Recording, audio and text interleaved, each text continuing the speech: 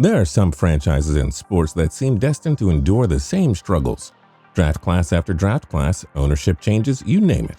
For some reason, it just doesn't matter. They end up in the same old story every time, especially in the NFL, which is strange considering it is supposed to be the pinnacle of parity. And these patterns fall on both sides of the spectrum, reoccurring greatness and redundant failures. Everything from the tradition of legendary quarterbacks in Green Bay to the epic chokes in Atlanta to the eternal misery in Cleveland.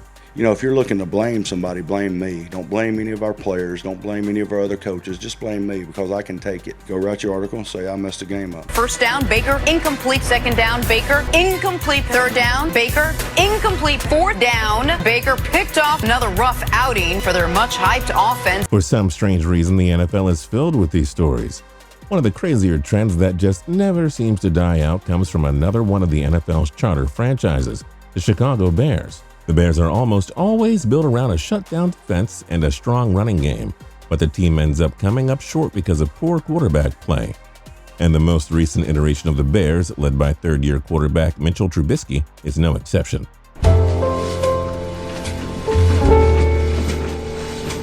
Mitchell struggled a lot his rookie year, but was fortunate to have the backing of the general manager Ryan Pace, who selected him, as well as having former head coach John Fox as a scapegoat.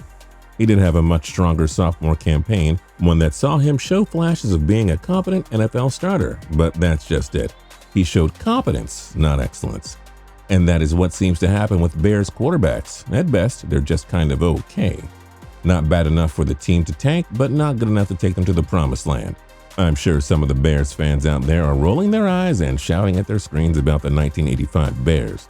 But even Bears legend Jim Mcmahon, who earned his only Pro Bowl selection for the Bears in 1985 and led the team to a Super Bowl title, was by all quantifiable measures a very average quarterback at best. Check out his stat line from that Pro Bowl season he had in 1985. In 13 games, McMahon completed 57% of his passes for just 2,392 yards, while throwing 15 touchdowns and 11 interceptions. He did tack on a couple of 100 yards rushing and 3 TDs on the ground, but even for the era he played in, these numbers are just underwhelming. In that same year, Dan Marino threw for 4,137 yards and 30 touchdowns, so it isn't like no one was putting up passing statistics, and it is very possible that much of McMahon's success should really be attributed to the run game and defense that the team was built around. I mean, the 1985 Bears defense are often referred to as the greatest defense of all time, and many aspects of their 46-style scheme are still used today. So needless to say, McMahon and the offense were generally operating with excellent field position. Not only that, but McMahon was also able to lean on one of the greatest running backs of all time, a guy who was a 9-time Pro Bowler, 5-time All-Pro, and in 1985 had over 2,000 yards from scrimmage, 11 total touchdowns. Yep, we're talking about Walter Payton. When it comes down to it, McMahon's job was not to win games for Chicago, but to make sure he didn't lose them, which is hardly the mark of a great QB. Another Bears signal caller that Chicago fans love to point to from the annals of history is Sid Luckman. And if you thought that reaching back for McMahon was a stretch, well, Luckman played in the NFL from 1939 to 1950. His entire tenure was played before the Super Bowl was even invented. For starters, the NFL was obviously a different place back then. It was chock-filled with part-time players and even the rules were different. The way the defenses sub players in and out nowadays, which allows coaches to create different schemes and packages, that was illegal. During the season when Luckman earned MVP honors in 1943, there were multiple teams that actually folded because of World War II. Some of the teams that he and the Bears squared off against that year were hardly able to field 11 players. Sure, he was named to the NFL 1940s All-Decade Team, led the league in a bunch of different categories, and still holds the record with 7 touchdown passes in a single game. But if you look at the trajectory of his career, it goes downhill after 1946, and fast. So even the Bears' 2 most celebrated quarterbacks ever, the ones who led the franchise to its only titles, are both pretty average, all things considered.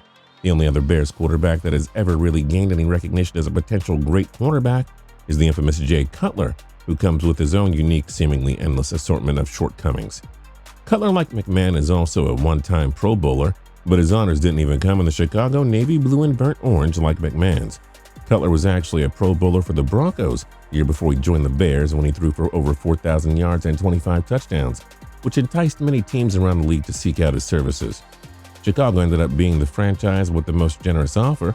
They shipped out 2 first-round picks and 1 third-round pick and Kyle Orton to bring Cutler to Denver. After adding a Pro Bowl QB to a team with an exciting young defense and one of the best running backs in the league, Matt Forte, the expectations in Chicago were understandably sky high. And in true Jay Cutler form, his tenure in Chicago could not have been more up and down, filled with highs, lows, strange moments, and ultimately disappointment. He mixed in just enough sparks of brilliance to keep the fans believing, but in 8 seasons as a Bear, he led the league in interceptions twice and never earned another Pro Bowl selection.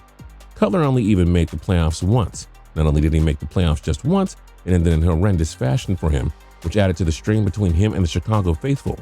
During the NFC Championship game against Chicago's bitter rival, the Green Bay Packers, Cutler was struggling, completing just 6 of 14 passes for 80 yards before he sustained a grade 2 MCL strain, an injury that usually takes a couple of weeks to recover from. At the time, the actual injury was unknown, but the sight of Cutler on the exercise bike dismayed the Bears fans. He would try to go out there in the first series of the second half, but in Cutler's words, quote, "I couldn't really plant and throw, so they pulled me," end quote.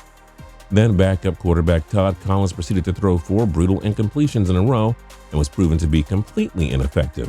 When Bears fans saw them pulling Collins out of the game, they got their hopes up that Cutler was giving it another go, but instead they were met with Caleb Haney, who tossed an interception on a potential game-tying drive at the end of regulation. That basically sums up Cutler's time in the Windy City, filled with potential and right on the brink of taking the next step, but never breaking through. Not exactly enough to have his number 6 jersey hanging in Soldier Field. The worst part of it for Bears fans, these are their big 3, so to speak. These are the best 3 quarterbacks that the franchise has ever had, and they are all alarmingly mediocre in their own special ways. It starts to get real ugly if you look at some of the lesser quarterbacks that the Bears have had, especially when you consider the epic defenses that they have had. Most recently during a stretch from 2005 to 2008, when the Bears were widely considered to have one of the best defenses in the league. To set the scene, in 2005, the Bears were coming off of back-to-back 7-9 seasons that were marred by poor quarterback play. During that time, Rex Grossman emerged as a starter despite having thrown more interceptions than touchdowns and barely eclipsing 200 passing yards per game in 2004. So perhaps with all of the talent they had on the defensive side of the ball, the Bears should have considered looking elsewhere for a signal caller. But what do I know? Anyway, they went into 2005 with Rex under center until he was quickly sidelined by a broken ankle in the preseason.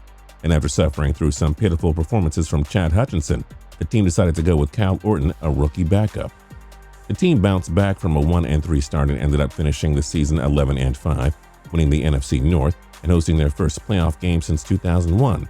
Not only did the team excel, but it also did so in spite of the quarterback play that ranked 31st in passing yardage per game. And it was all thanks to their all-time great defense that was developing.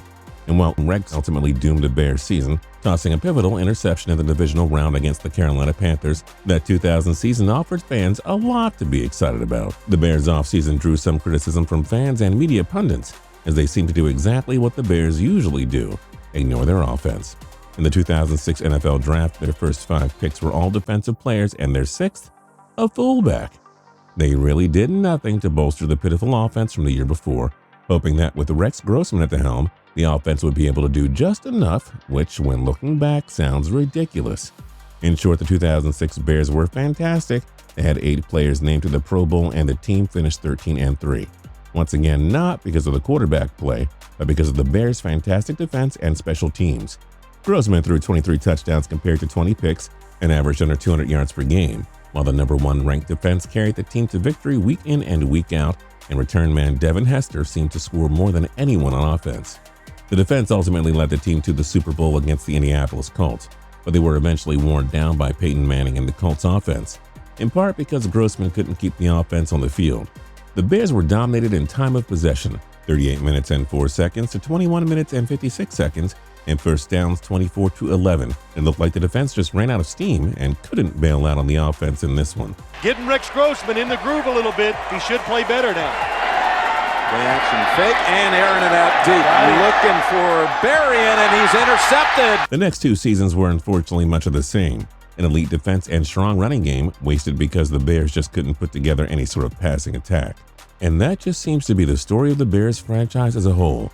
When you think of the Chicago Bears, you think of the legendary '85 Bears or that 2006 team that scored so many defensive touchdowns that people joked that the coaches shouldn't even bother trotting out the offense anymore. But with all of the glory those defenses brought Chicago, you can't help but wonder what could have been if they had been able to put someone decent under center. Instead, Chicago fans need to look to guys like Sid Luckman, Jim McMahon, and Jay Cutler as the franchise's best QBs of all time.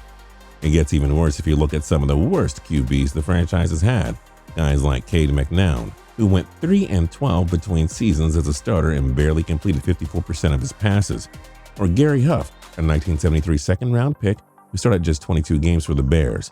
Not only did he finish a dismal 5-17, he threw just 12 touchdowns to go along with the ridiculous 34 interceptions. It seems impossible that for as long as the Bears have existed that they haven't been able to figure this out, but in a weird way, it almost makes sense.